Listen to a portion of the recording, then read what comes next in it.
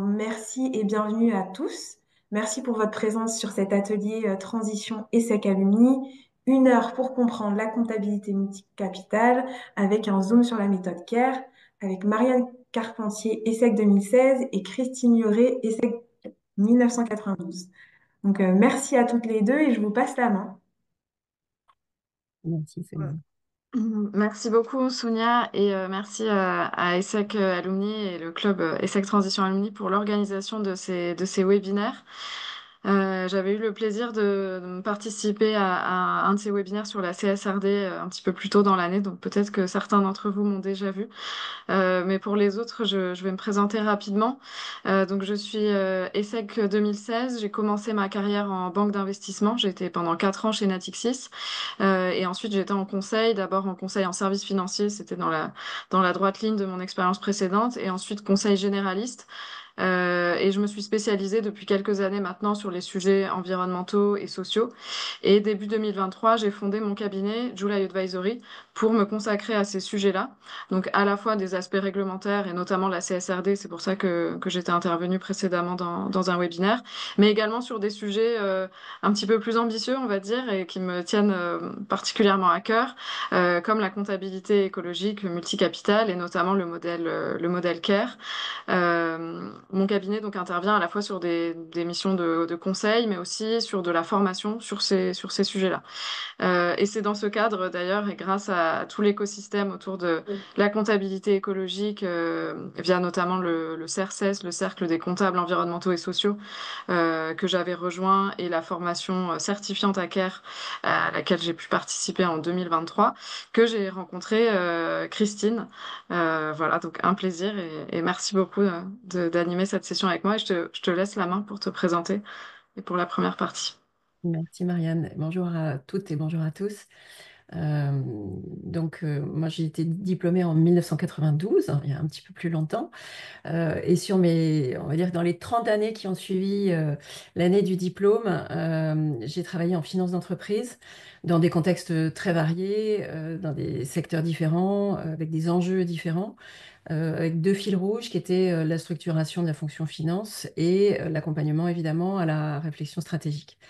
Mais il y a 2 ans, j'ai ressenti le besoin d'élargir mes sujets de préoccupation, de sortir du prisme unique du capital financier, et d'élargir ces préoccupations aux capitaux, aux enjeux environnementaux et sociaux. Et c'est effectivement à travers la formation au cadre conceptuel CARE, que j'ai pu faire cet élargissement de perspective. Et c'est dans ce cadre que j'ai rencontré Marianne, effectivement, qui était un vrai plaisir.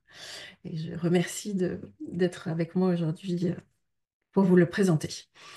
Quant à moi, j'ai aussi fondé mon cabinet, un cabinet de conseil en stratégie. J'accompagne mes clients sur la mise en œuvre de CARE et également sur la mise en œuvre de la CSRD, dont la philosophie, vous le verrez tout à l'heure, est très proche de CARE.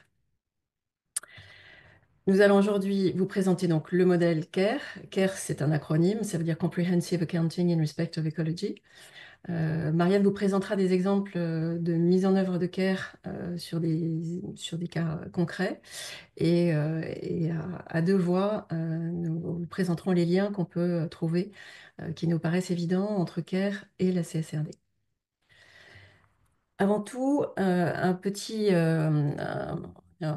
prise de recul sur la comptabilité, qui n'est pas nécessairement tout de suite tournée vers le chiffre. Et je reviendrai à cette phrase de Jean-Baptiste C. qu'on vous avait présentée dans la présentation du webinaire, hein, qui nous disait que les richesses naturelles étant inépuisables, hein, aujourd'hui ça choque, euh, car elles sont obtenables gratuitement, ne méritent pas d'être intégrées dans les sciences économiques. 200 ans après, le rapport Nota-Sénar a bien mis en évidence, on va dire, l'aberration de cette affirmation, en disant que la compréhension de l'entreprise passe par la comptabilité, mais qu'aujourd'hui, quand on regarde les comptabilités classiques, les enjeux sociaux et environnementaux ne sont pas pris en compte. Et Et c'est là que je vous disais, en fait, la comptabilité est née bien avant l'écriture. On sait que les bergers de Mésopotamie, au IVe siècle avant Jésus-Christ, utilisaient des tablettes avec des signes en forme de clous pour la transcription de leurs travaux agricoles. Et ça, c'est on va dire la première base de la comptabilité, qui est un vecteur de transmission d'informations, un vecteur de choix, de prise de décision, qui met en évidence, qui représente une réalité. Et cette réalité, c'est la réalité dont l'organisation est responsable. On va parler de accountability en anglais. Elle va prendre en compte ce qu'elle juge important et compter ce qu'elle juge important. Et à la suite, rendre compte, toujours auprès des destinataires, de ce que leur a pris en compte. Avec, on le sait, derrière la comptabilité, des normes comptables qui peuvent être très différentes entre les IFRS, les French GAAP, les US GAAP, UK GAAP. On peut avoir des approches différentes, des façons de mettre en évidence certaines choses différentes et donc avoir des résultats obtenus à la fin qui sont différents. La comptabilité, qui est un langage commun à tous les intervenants autour de l'entreprise, influence donc la compréhension et le pilotage de l'activité et in fine, la prise de décision. On se dit donc qu'il faut compter ce qui compte vraiment. Euh, OK, on va dire. Euh, Sachant que penser les coûts en termes financiers est réducteur. Une action qui est coûteuse en temps, en énergie, en ressources naturelles, ne sera pas prise en compte dans une comptabilité classique. Or, elle aura très certainement pour effet de dégrader les éléments qu'elle aura consommés, hein, les ressources naturelles, consommées et dégradées, avant même qu'on parle de traduction monétaire. On dit donc qu'il faut élargir le spectre. Élargir le spectre, mais comment? Et c'est là que je pense qu'il faut faire une pause sur des approches qui peuvent exister en termes de comptabilité multicapitale, écologique, socio-environnementale, et se demander sur quelle base elles vont se fonder. Plusieurs niveaux, plusieurs approches, enfin, plusieurs concepts à appréhender. Le premier, c'est la soutenabilité, c'est le niveau d'ambition. Elle sera faible ou forte, et quand elle sera forte, elle considérera que aucun capital n'est substituable à l'autre, que ce soit financier, naturel, humain. On va les considérer chacun dans leur intégrité et ne pas faire de jeu de compensation. Le deuxième aspect, c'est la matérialité dont on entend beaucoup parler autour de la CSRD. Et on va considérer une matérialité double, d'Anker et dans d'autres méthodes, mais d'Anker en particulier, pour considérer les impacts de l'activité sur justement l'environnement, les populations, les capitaux naturels ou les capitaux humains. On va aussi se demander ce qui compte vraiment et de ce point de vue-là, ça va être les entités par elles-mêmes et les entités qui sont intégrées ou pris dans le cadre de l'activité, si je reste sur une organisation, si l'organisation fait appel à un cours d'eau, a besoin d'eau, a besoin d'une forêt, on va considérer cette forêt sous cours d'eau, plutôt que des concepts globaux qu'on va retrouver dans d'autres méthodes. On parle là de contextualisation, on est vraiment dans le contexte de l'organisation pour analyser son impact sur les capitaux naturels avec lesquels elle interagira. La fixation d'objectifs, c'est un point très très important, en particulier pour CARE, avec une fixation d'objectifs en valeur absolue et non en valeur relative. On sait que si on progresse, si on réduit nos impacts de 2% par an, c'est évidemment mieux que de ne pas les réduire du tout. Mais ça ne suffit pas, il faut se fixer des objectifs et des objectifs en valeur absolue.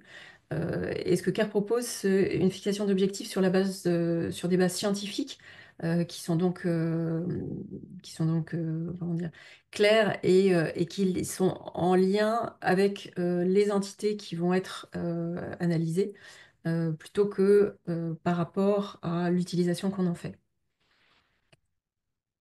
La valorisation, puisqu'on parle à un moment donné de comptabilité, on va pouvoir parler de valorisation.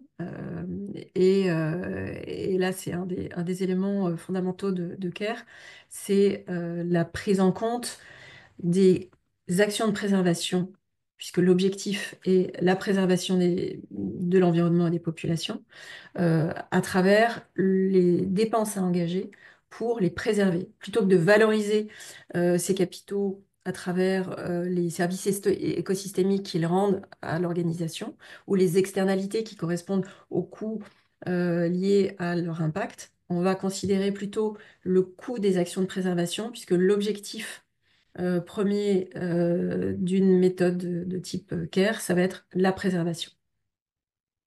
Et enfin, la question de l'intégration est aussi très importante puisque on parle aujourd'hui beaucoup de reporting extra-financier. On se dit même d'ailleurs qu'il ne faut plus l'appeler extra-financier, il vaut mieux l'appeler durabilité parce que la notion d'extra-financier a tendance à faire donner une représentation du financier et de l'extra-financier qui ne seraient pas liés. Or, ils sont évidemment intimement liés et le fait de les analyser de manière intégrée, c'est effectivement vraiment dire que les deux sont aussi importants et sont deux faces d'une même pièce.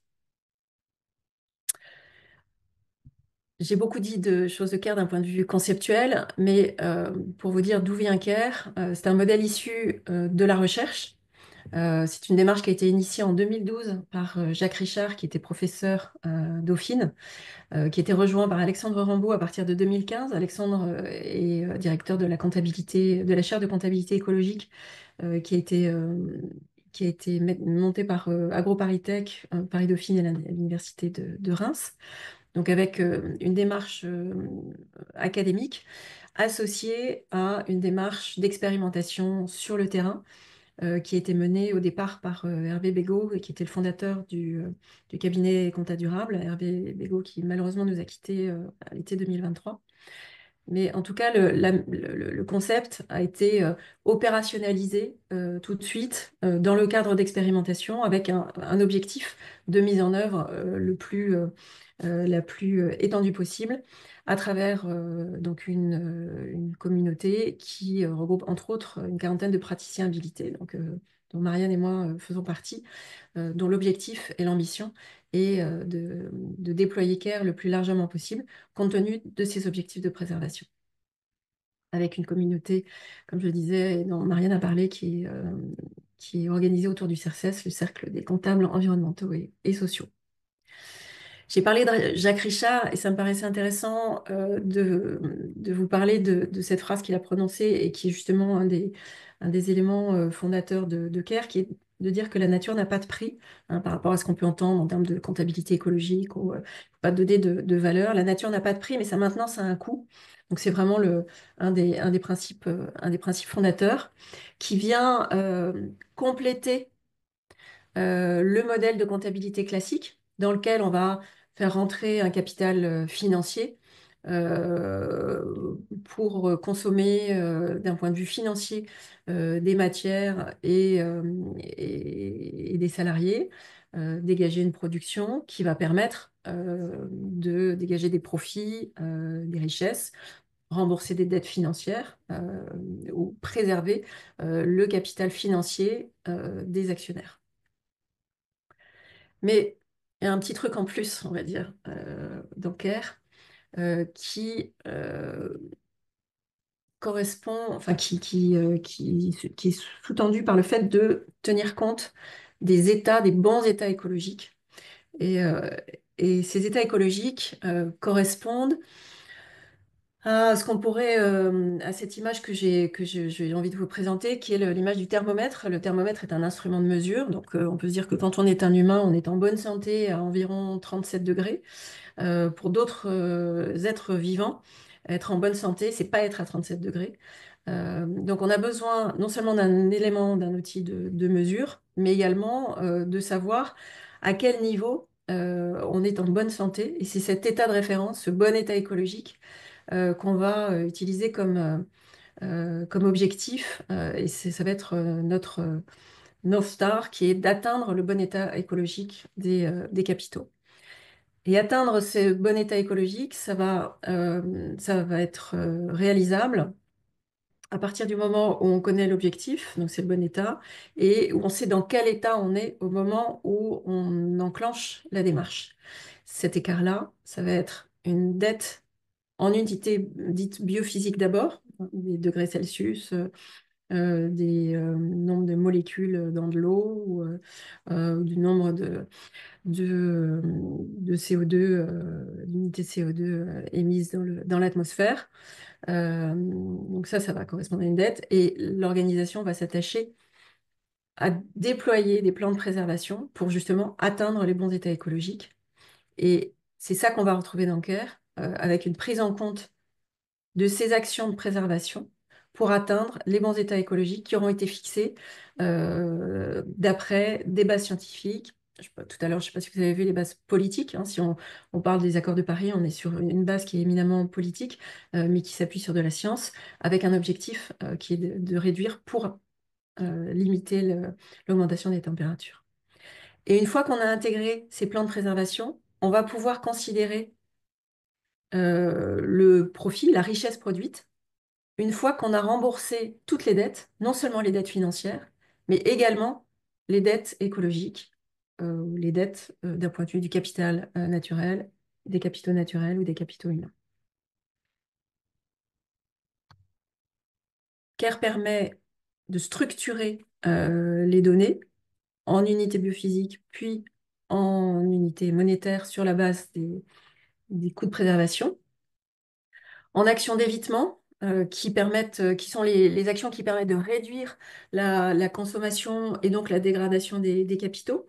Ça va être des actions qui mènent à faire évoluer la façon dont l'activité est menée par l'organisation. Donc, si on change le modèle d'affaires, on réduit la consommation des capitaux. Je remplace ma machine qui consomme du gasoil avec une machine électrique. Je réduis l'impact que j'ai sur mon capital climat. C'est une action d'évitement. On va mettre également en valeur des actions de prévention qui reconnaissent le fait que on dégrade les capitaux par du fait du mode de production, mais on peut mettre en place des actions de prévention, limiter la pollution des sols en mettant en place des protections, ce sont des actions de prévention. On va mettre aussi en valeur des actions de restauration. Si par l'activité, on a une dégradation qu'on ne peut pas éviter et qui dégrade un capital, je parle du sol, on va s'attacher à le restaurer et ça va amener à mettre en place des actions de préservation. Et enfin, CARE met en valeur également des actions dites d'accès au capital qui correspondent à ce qui est engagé en termes d'efforts, souvent des efforts financiers, pour justement mieux maîtriser son activité et l'impact qu'a l'activité sur les capitaux naturels et les capitaux humains. L'exemple le plus, on va dire peut-être le plus évident, ça va être des dépenses engagées pour établir un bilan carbone, pour mettre en place un plan de transition climatique, d'atténuation et de réduction et d'adaptation. Et donc ça va être des actions d'accès au capital. Ce qui permet, au sortir de cette démarche-là, de mettre en évidence ce qui est de l'exploitation de l'organisation et des efforts qui sont menés pour prévenir, restaurer les capitaux naturels et les capitaux humains. Alors on va se demander pourquoi mettre en œuvre CARE. Et la première raison, ça va être dans une démarche volontaire de soutenabilité de l'activité, puisque CARE permet d'identifier, avant de parler chiffres, on va identifier les fonctions environnementales et sociales sur lesquelles elles reposent. En d'autres termes, les capitaux naturels, les capitaux humains, et évaluer les impacts d'orientation stratégique prise par l'organisation, puisqu'aujourd'hui, on sait que les business plans qui sont montés par les entreprises, en général, ont une composante très fortement financière. CARE permet justement d'élargir encore une fois le spectre pour traiter des impacts que les orientations stratégiques pourront avoir. Et en fonction des conclusions qu'on en tirera, ça permettra justement d'adapter la stratégie pour atteindre une activité soutenable à long terme, avec des objectifs qui sont concrets et des actions qui sont priorisées. Tout ça en embarquant les équipes. J'ai parlé de concret, de mise dans le contexte. On est vraiment sur une démarche qui est très terrain, qui embarque l'ensemble des parties prenantes, que ce soit des parties prenantes internes à l'entreprise ou des parties prenantes externes, des scientifiques, des agences de l'eau, voilà, donc, l'ensemble des parties prenantes, avec une transparence dans la méthode qui permet justement d'embarquer tout le monde vers des changements qui sont à mener. Qui permet également de rassurer les financeurs. Un témoignage qui a été fait d'une entreprise qui s'appelle SLB, qui a mis en place CARE et qui a justement obtenu des effets très favorables de ce point de vue-là, avec une amélioration de sa notation Banque de France, avec la mise en avant des actions de prévention et de restauration qu'elle avait intégrées dans son modèle d'affaires. Elle a pu améliorer cette notation de Banque de France et puis, dans le cadre d'une levée de fonds, améliorer la valorisation de l'entreprise. On le sait déjà, c'est déjà le cas et on sait que ce sont des situations qui vont s'aggraver.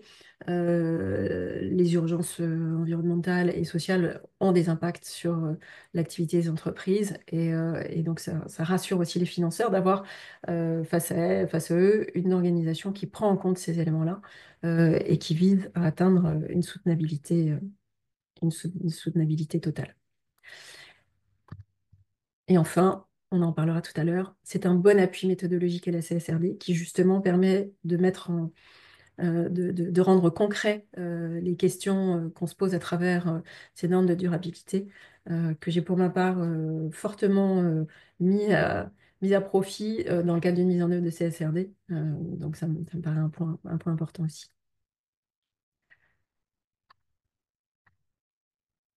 C'est un concept, on a parlé de comptabilité, on a parlé de compte, mais c'est un concept qui est applicable dans de nombreuses situations. La mise en avant d'un modèle d'affaires, on l'a évoqué, avec une différenciation vis-à-vis des clients, vis-à-vis d'autres parties prenantes. Ça permet de chiffrer de manière globale, intégrée, un projet d'investissement. Encore une fois, dans des modèles classiques, on va valoriser, on va estimer le retour sur investissement globalement. Enfin, d'un point de vue financier, là, l'idée avec CARE, c'est de l'estimer globalement, en prenant vraiment dans la démarche, en prenant en compte les préoccupations de préservation, en faisant des choix qui sont soutenables. Ça permet d'établir des business plans intégrés, donc en tenant compte des éléments, des démarches concrètes de préservation, d'évolution du modèle d'affaires, de restauration. Et également, une fois qu'on les aura monétisés, d'avoir un business plan qui intègre ces plans de transformation. On peut valider l'efficacité des actions de préservation, ce qui est un point très important, hein. On parlait de valeur relative tout à l'heure. Là, l'idée, c'est de mener des actions, d'avoir vraiment une démarche RSE volontaire et d'arriver à vraiment qualifier l'efficacité de ces démarches, pouvoir aussi faire des choix, renoncer à certaines actions et en privilégier d'autres en fonction de l'efficacité qu'on aura pu constater. J'ai un exemple en tête aussi de suivi dans le temps du budget carbone et du plan de transition. Et évidemment, plus globalement, l'analyse du business model pour valider sa soutenabilité, qui est la première étape qu'on aura dans CARE. Alors, le modèle CARE, le cadre conceptuel, se présente en 8 étapes, mais on peut les schématiser en 4 pour simplifier. La première, je parlais de valider la soutenabilité du modèle d'affaires. La première étape, c'est vraiment d'identifier justement les capitaux naturels et humains qui sont utilisés dans le contexte de l'entreprise, en s'appuyant sur des bases scientifiques, comme on l'a, je crois, déjà évoqué, avec une cartographie des activités qui permettent justement d'avoir une bonne compréhension de manière globale. Ensuite, on va évaluer les impacts, fixer des objectifs en données biophysiques, puis mesurer, enfin, identifier les indicateurs d'impact, les indicateurs de gestion dont on aura besoin pour suivre. Ensuite, s'établir un plan d'action qui permettra d'identifier la façon dont il faut ajuster le business model, structurer des coûts de préservation. Donc, c'est là qu'on va commencer à monétiser la démarche. Et enfin, si on va au bout, d'états financiers intégrés, une valorisation, un pilotage de performance intégrale avec des états financiers qui permettent de démontrer la soutenabilité du modèle d'affaires. C'est une approche, je l'ai évoquée, qui est modulaire, hein. Elle peut se moduler dans le temps ou se concentrer sur certaines parties en fonction des objectifs de l'organisation qui pourraient être là aussi évoluer dans le temps. Je vais passer la main à Marianne qui va vous présenter des exemples concrets qui permettront d'illustrer cette méthode. Donc, des exemples de mise en œuvre de CARE. Oui, merci beaucoup Christine. Donc oui, je rebondis sur la présentation et aussi pour un point important, je pense, à bien souligner, c'est que même si on parle de comptabilité multicapitale, et là, comme vous l'avez vu dans ces quatre grandes phases, finalement, il y a trois premières phases qui sont pas très orientées comptabilité pure. Et donc c'est aussi pour dédramatiser. Moi, je suis pas du tout comptable de formation. J'ai suivi un cours fondamental à l'ESSEC en comptabilité, mais c'est pas du tout ma spécialité. Et c'est quand même possible de travailler sur ces missions-là, notamment pour toutes les premières phases qui vont être plutôt des phases d'analyse du modèle d'affaires. Pour certains, si certains font des bilans carbone, il y a une méthodologie qui peut un petit peu ressembler quand on fait, par exemple, les cartographies de flux. Donc de comprendre vraiment le modèle d'affaires et les impacts biophysiques, de parler de scénarios, d'identifier avec les dirigeants de l'entreprise ce qui peut être fait. Et finalement, tout ça, c'est des compétences qui sont pas strictement comptables. Et ensuite, il y a quand même un passage en comptabilité qui va se faire et où il est important d'avoir des compétences en comptabilité, mais vous pouvez vous faire accompagner aussi sur cette partie-là et donc être capable quand même de mener à bien une mission de comptabilité multicapitale sans avoir forcément un bagage très conséquent en termes de comptabilité. Je dis pas que c'est pas nécessaire, mais voilà, pour les premières phases, en tout cas, c'est plutôt orienté compréhension du modèle d'affaires. Donc peut-être pour vous donner un petit peu d'exemple sur comment ça peut s'appliquer dans le cadre d'une organisation. Euh, Juste pour vous rappeler la définition d'un capital là au sens de CARE, il y a trois grands critères pour être un capital. Il faut d'abord que ce soit important, donc être ce qu'on appelle une source de préoccupation pour l'entreprise. Donc par exemple là sur le sol, il va falloir que ce soit une entreprise qui a, par exemple, une emprise au sol importante, qui fait des programmes de construction, ou pour une entreprise dans le secteur de l'agriculture, où là, il va y avoir un impact direct. Il faut que le capital naturel, donc ici le sol, soit une préoccupation pour l'entreprise et donc que son bon état soit aussi une préoccupation. Ça, c'est le premier point. Le deuxième point, c'est qu'il faut qu'on puisse fixer justement un état de préservation en soi et pas forcément dépendant de l'entreprise. Donc par exemple, un sol, on peut définir ce que c'est qu'un sol en bonne santé. On peut le faire aussi pour une masse d'eau, on peut le faire, on en parlera un petit peu après, pour un être humain. Donc ça, c'est le deuxième critère. Il faut pouvoir définir ce capital en soi. On parle donc d'une ontologie formalisable et pilotable, je vous l'ai pas dit au début pour pas faire peur, parce que CARE vient du monde académique, mais le but c'est aussi de l'intégrer dans le monde professionnel. Donc voilà, c'est l'idée de pouvoir fixer un état de préservation. Et enfin, le troisième critère, c'est d'avoir une capacité d'action. Et donc, c'est de pouvoir régénérer ce capital. Et ça, c'est un point important parce que parfois, il peut y avoir des sujets environnementaux ou humains qui vont remplir les deux premiers critères et que l'entreprise pourrait vouloir intégrer dans sa comptabilité CARE, mais sur lesquels, en fait, elle n'a pas de moyens d'action parce que ça va être à la main de sa chaîne de valeur. Et donc, quand il n'y a aucune possibilité d'action, nous, on va pas le regarder, en tout cas pas le regarder à cet endroit d'un CARE, et ça ne va pas devenir un capital au sens de CARE, puisqu'il faut qu'il y ait une possibilité d'action. Ce sont les actions que Christine vous a présentées tout à l'heure, donc les actions d'évitement, de restauration ou de prévention. Si on prend donc l'exemple du sol, pour définir le bon état écologique, ça va être de partir d'un consensus scientifique. Et en ça, ça se rapporte notamment à la CSRD.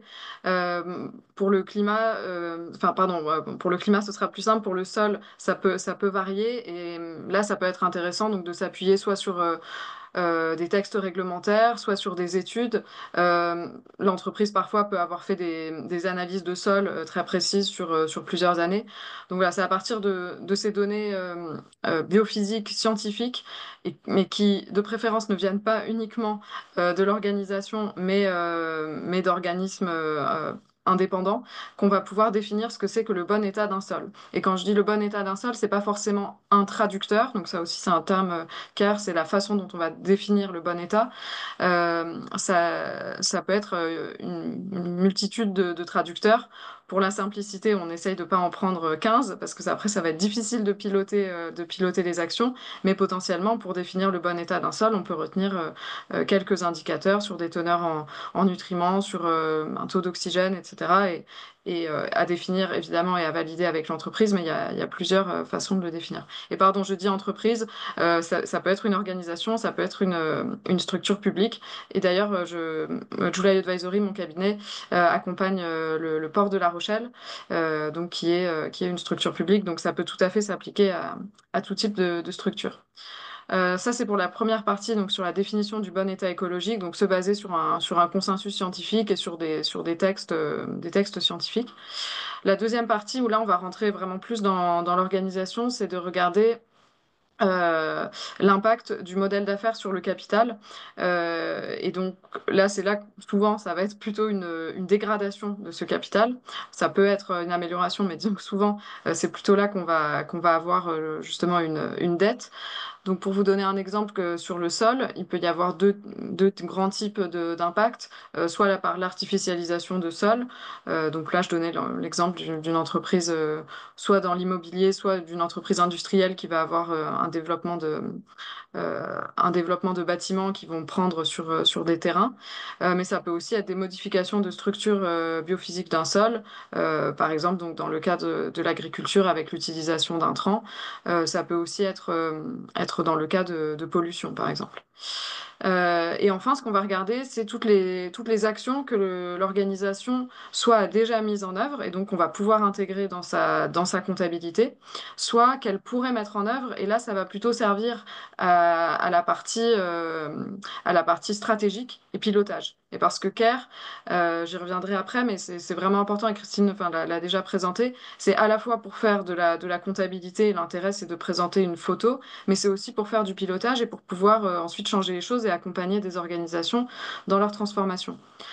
Donc, pour bien repréciser les choses en termes d'action, il y a deux grands types d'actions. Il y a celles qui sont liées à l'exploitation. Et quand je dis l'exploitation, en fait, c'est le modèle d'affaires traditionnel d'une entreprise. Donc, par exemple, là, dans le cas de l'agriculture, ça va être l'utilisation d'engins agricoles, par exemple, ou l'utilisation d'engrais.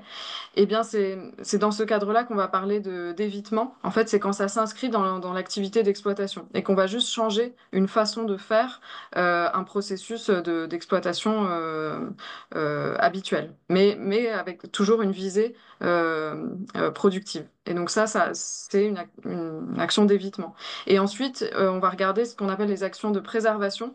Et les actions de préservation, c'est des actions qui sont pas directement liées à l'activité de l'entreprise et qui peuvent être faites soit avant la dégradation du capital, donc là on va parler de prévention, soit après, et dans ce cas on va parler de restauration.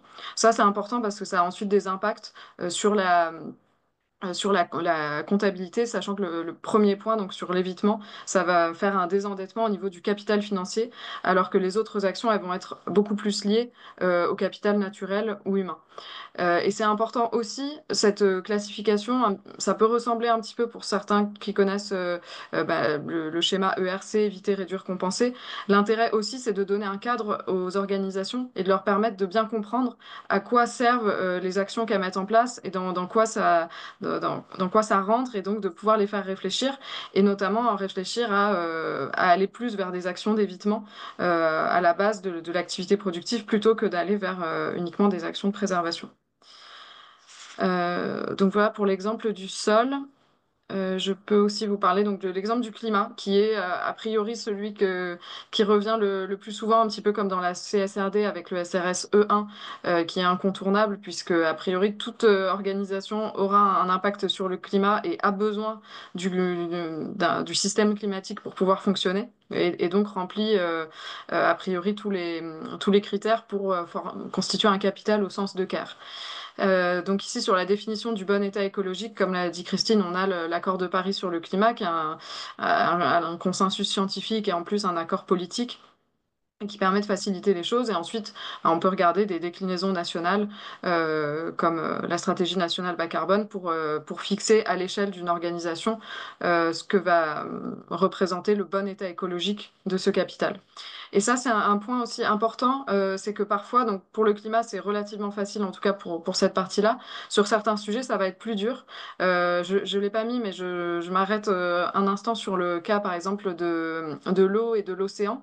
Il se trouve que je travaille aussi, j'ai une mission où j'accompagne la conférence des Nations Unies sur l'océan, qui aura lieu en France en juin 2025, et que l'un des objectifs est de refaire pour l'océan ce qui a été fait à Paris en 2015 pour le climat, et donc notamment de définir des targets scientifiques pour définir ce qu'est un océan en bonne santé. Donc c'est un petit peu plus compliqué, et le lien d'ailleurs océan-climat est très fort, mais potentiellement on aura de nouvelles cibles et un nouveau consensus scientifique sur la bonne santé de l'océan, qui pourra ensuite être utilisé dans le cadre de Mission CARE pour la définition du bon état écologique, si le capital océan est intéressant pour une entreprise. Euh, donc ici ensuite, par rapport aux impacts sur le modèle d'affaires pour le capital, donc là c'est assez simple, c'est les émissions de gaz à effet de serre, et a priori la plupart des entreprises en ont. Et enfin, pour les actions de préservation, enfin d'évitement ou de préservation, là aussi, ce qui est intéressant, c'est de bien distinguer ce qui est lié à l'activité d'exploitation de l'entreprise. Donc, par exemple, remplacer des véhicules thermiques par des véhicules électriques, et ce qui va être des actions qui sont sans lien avec l'activité directe de l'organisation, et donc, par exemple, comme l'achat de crédit carbone volontaire. Et à ce sujet, je vous renvoie, si ça vous intéresse, si le sujet vous intéresse, il y a une étude qui a été faite par l'AFD et la chaire de comptabilité écologique l'an dernier, en 2023, sur une étude des marchés de crédit carbone volontaire, et qui permet de voir que même à l'intérieur de ce monde-là, il faut bien distinguer de quoi on parle, et que finalement seuls les crédits qui permettent de faire de l'absorption en fait peuvent rentrer dans le cadre de CARE, de réduction d'une dette.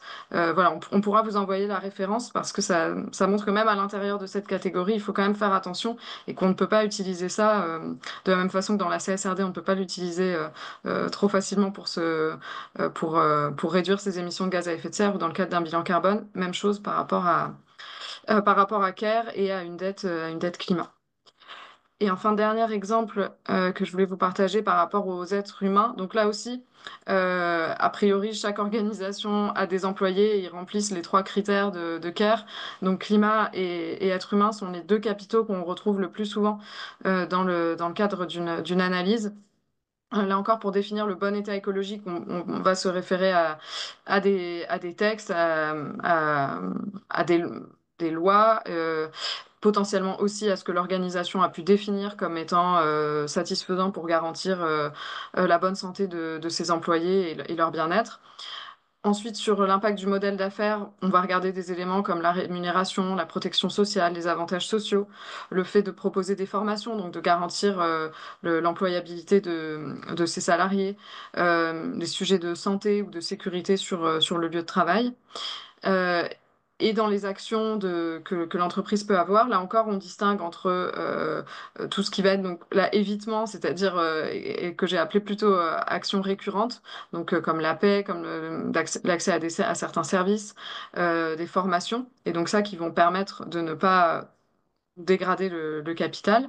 Et ensuite des activités, donc en cas d'événement, par exemple un accident du travail, là, donc ce serait une action de restauration au sens de care qu'on va faire rentrer pour désendetter un capital qui aurait été endommagé.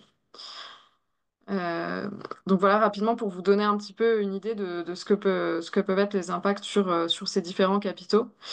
Euh, Ensuite, donc ce que je vous ai présenté, c'était les trois premières phases dont vous avez parlé, Christine. Mais après, il y a évidemment, on parle de comptabilité. Il y a quand même un moment où on passe ça en comptabilité. Et donc, on le passe, et c'était la citation de Jacques Richard, ce que l'on passe, ce sont les coûts de soit d'évitement, soit de préservation, donc restauration et prévention, et non pas la valeur du capital être humain. Ça, à aucun moment, CARE ne propose de marchandiser la nature ou les êtres humains.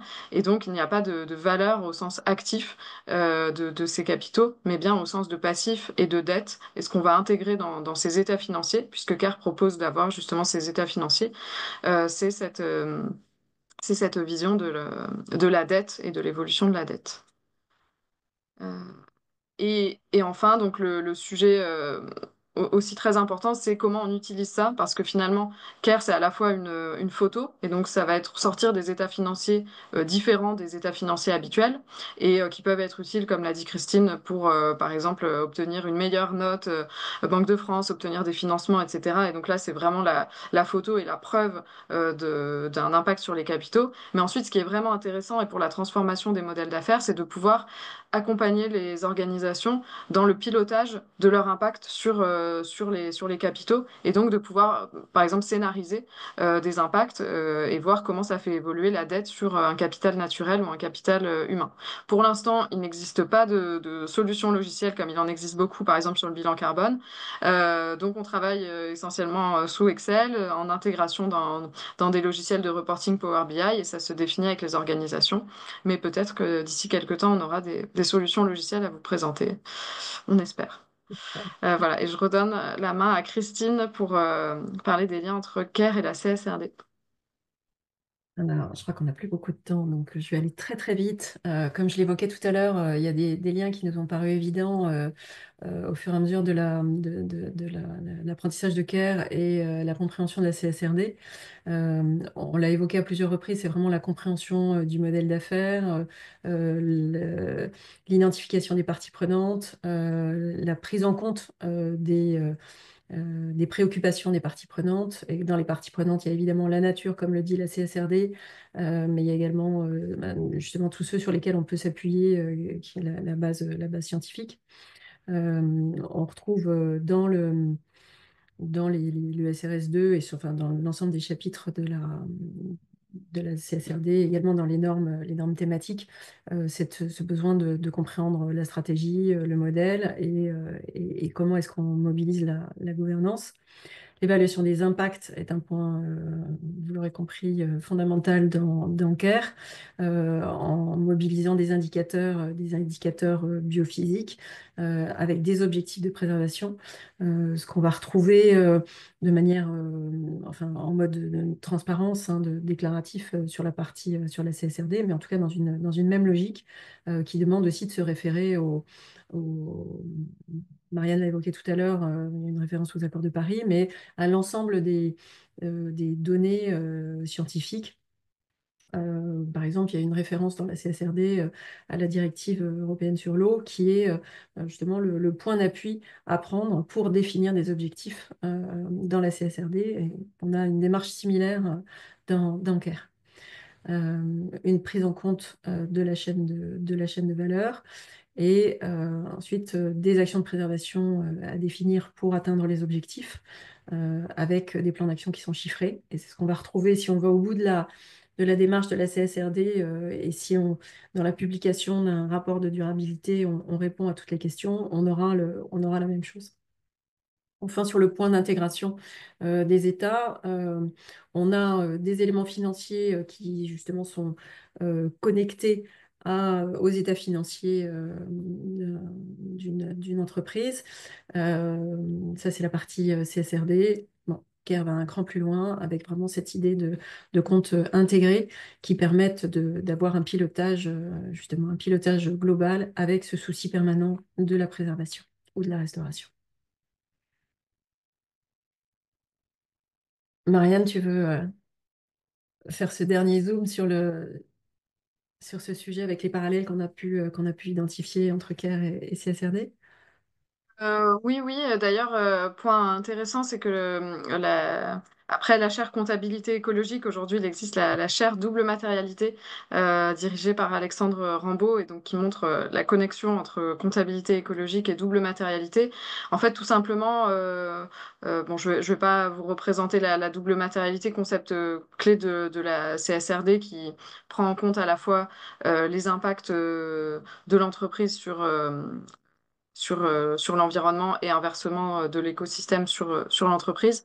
Mais parce qu'en fait, enfin, c'est à la base de CARE de, d'intégrer ces éléments et de réfléchir à chaque fois quand on s'intéresse à un capital, à la fois aux impacts, mais à la définition du bon état écologique de ce capital en tant que tel. Et donc, en fait, rien.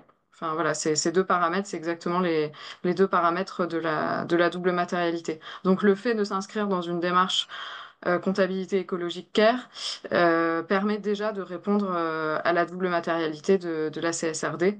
Et donc c'est intéressant pour des entreprises qui seraient soumises dans les prochaines vagues de pouvoir combiner les deux approches. Ouais, moi, c'est exactement ça. Je retrouve l'expérience que j'ai vécue dans ce que tu viens de dire, Marianne. Euh, j'ai accompagné une entreprise justement la réflexion autour de la double matérialité avec des contributeurs qui avaient beaucoup de difficultés à comprendre ce qu'il y avait derrière les termes, derrière la façon d'expliquer les choses de la norme. Et le fait de revenir aux capitaux naturels, au contexte, à être vraiment dans les opérations, à illustrer, et c'est ce qu'on va travailler avec CARE dans la cartographie du modèle d'affaires, d'illustrer très précisément les impacts que peuvent avoir l'activité sur les capitaux naturels et humains. Ça a permis finalement de faire l'exercice d'une manière, je pense, très riche et qui répond à l'objectif commun de CARE et de la CSRD, qui est vraiment un objectif de transformation des modèles d'affaires pour réduire leur impact et arriver à un niveau de préservation qui soit satisfaisant voilà, pour la planète et les populations.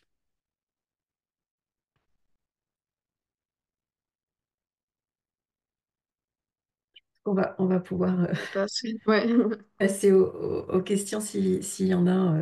Merci beaucoup, Christine et Marianne. Donc, c'est super intéressant. Il y a plein de messages de remerciements dans le chat. Donc, il y a quelques questions quand même. Donc, est-ce que c'est un modèle franco-français ou reconnu à l'international, le modèle CARE? Alors, c'est un modèle français qui n'est pas pour autant franco-français. Il est très reconnu à l'international. Il a même été inscrit dans les catalogues d'organismes internationaux, dont le TNFD, comme étant une méthode de comptabilité écologique qui peut être mise en œuvre. Merci beaucoup. Et est-ce qu'il y a des organismes de certification d'une comptabilité sous le modèle CARE? Je ne sais pas si tu as des infos plus récentes que les miennes, Marianne. Euh, enfin, ma réponse, c'est que à ce jour, non, que c'est en discussion, qu'il y a des échanges, notamment avec l'AFNOR pour la création d'une norme. Mais le sujet est quand même relativement. Alors, il est à la fois ancien au niveau de la création académique, puisque ça a plus de 10 ans. Au niveau des expérimentations, il y en a eu une cinquantaine. Mais en termes de professionnalisation et de diffusion, Christine et moi faisons partie des premières promotions donc, qui ont démarré à l'été 2023. Donc c'est encore tout récent. Donc a priori, enfin je ne veux pas m'engager, mais peut-être que ce sera plutôt à horizon 2025 qu'il commencera à y avoir une norme et donc des certifications. Oui, c'est ce que j'ai en tête. Ce qui est certain, c'est qu'il y a une volonté de travailler avec la FNAR à la normalisation de CARE. Maintenant, il faut rentrer dans des éléments plus concrets et ce sera, comme dit Marianne, pas tout de suite, mais sans doute à partir de 2025. Merci beaucoup. Et comment CARE peut s'appliquer à une start-up évoluant dans, par exemple, les SAS, Service as Solution, Industrie, les industries SAS. Là-dessus, en fait, comme la plupart des entreprises de services, on va retrouver les deux capitaux dont j'ai parlé tout à l'heure, le climat et les êtres humains, et là au sens des salariés, parce que voilà, ça c'est un peu l'incontournable. Et une entreprise euh, dans le secteur du numérique va avoir aussi un impact, on en parle de plus en plus sur l'impact carbone du numérique.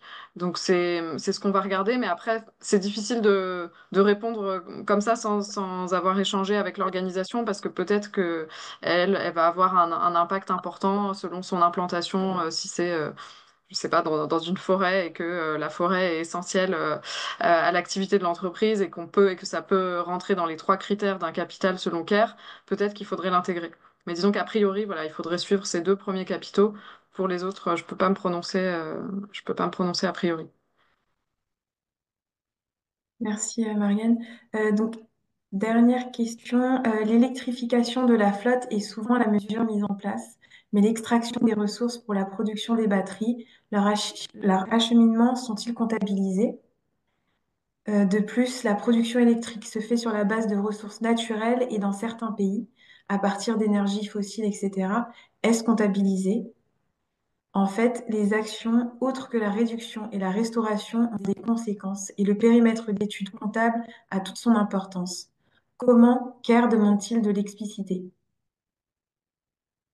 Ah oui, c'est une très bonne question, mais en fait là, ça va rentrer donc le sujet de l'extraction des ressources, donc de tout l'impact sur les matériaux et qui est lié à finalement une analyse de la chaîne de valeur. On va pas le comptabiliser dans CARE au niveau des capitaux naturels. Là, par exemple, c'était l'exemple sur le climat avec l'action d'électrification, on va pas mélanger des choux et des carottes. D'ailleurs, c'était notre première page avec les légumes. On va rester sur le capital climat parce que, en fait, le capital, si on voulait le traiter, il faudrait qu'on ait, par exemple, un capital matériaux pour l'extraction des ressources. Or, ça ne va pas rentrer dans la définition du capital au sens de CARE, puisque le troisième critère, c'était bien la possibilité d'action de l'organisation sur ce capital. Et là, quand c'est dans la chaîne de valeur, en fait, ça peut répondre aux deux premiers critères, donc qui sont le fait que c'est important pour une entité. Elle peut être consciente et avoir à cœur de préserver des ressources minières, par exemple. Elle peut fixer un état de préservation qui va être lié à un consensus scientifique, donc on peut répondre aux deux premiers points. En revanche, le troisième point, la possibilité d'agir sur ce capital, si c'est au lointain dans sa chaîne de valeur, elle ne va pas l'avoir en direct et donc on va pas pouvoir je suis pas en train de minimiser, mais c'est simplement qu'au sens de la méthode comptable CARE, on va pas pouvoir l'intégrer dans le capital climat. En revanche, on va pouvoir l'intégrer, et c'est la phase 4 de la méthode. On vous a pas présenté les 8 phases détaillées, là on vous a présenté une version simplifiée, mais dans la méthode CARE, il y a la phase 4 qui est relative à la chaîne de valeur.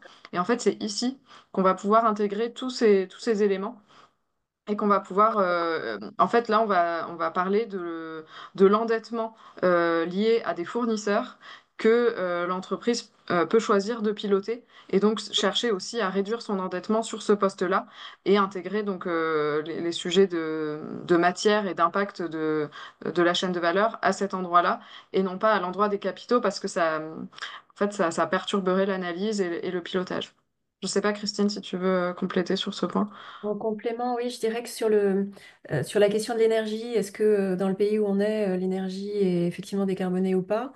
C'est quelque chose qu'on retrouvera dans la réalisation du budget carbone, qui est l'objectif que s'est fixé l'entreprise et qui aura été considéré dans le cadre d'un projet. Est-ce qu'on remplace la flotte par de la flotte électrifiée ou la flotte automobile par de la flotte électrifiée ou pas? On va évidemment considérer, un peu comme sur le principe de la taxonomie, que les actions qu'on met en œuvre, pour autant qu'elles protègent un capital donné, ne dégradent pas un autre capital. Donc c'est quelque chose qu'on regardera dans l'analyse des scénarios, des actions qui peuvent être mises en œuvre pour préserver ou alors pour faire évoluer l'activité. Euh, avec de toute façon cette difficulté, hein, qui est que on sait qu'à partir du moment où on agit, on a un impact. L'objectif étant de remettre les capitaux en bon état et de réduire les impacts, comme le disait Marianne aussi.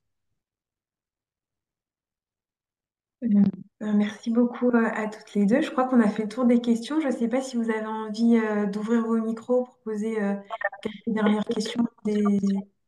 J'entends quelqu'un. Il reste 2 minutes, donc vous avez encore un peu de temps si vous en avez besoin.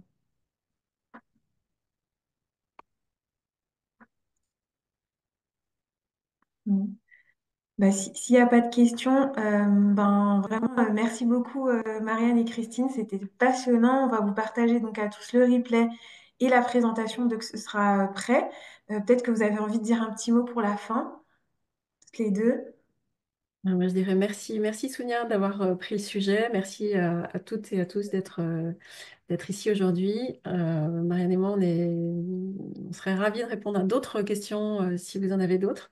Donc, n'hésitez pas ou à nous contacter. C'est un sujet novateur, mais je pense qu'il y a vraiment une capacité à contribuer à la transformation et donc à mobiliser le plus possible. Très bien, merci Christine. J'en dis pas plus. Merci et merci à tous et merci Sounia.